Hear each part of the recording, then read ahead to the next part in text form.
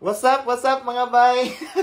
Murag makauli na gyud tay probinsya ni ba? Kay murag taud-taud gitang wala ka uli ani. Kana makaingon jud nga it's been 3 months since I left you. Ayaw bitaw mga bay. May gani kay naka-timing sa kog driver nga butan ba. Ani abot sa punto nga murag na curious na gyud sa akong kinabuhi ba. Nindot kay ingon nga, anak mag-mayor sa mua.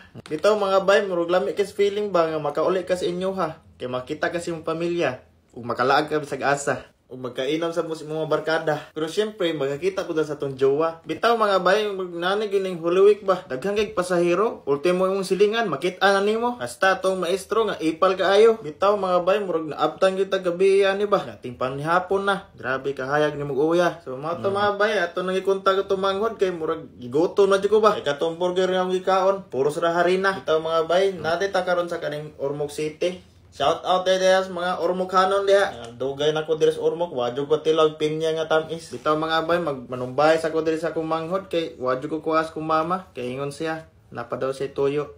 Na birthday day.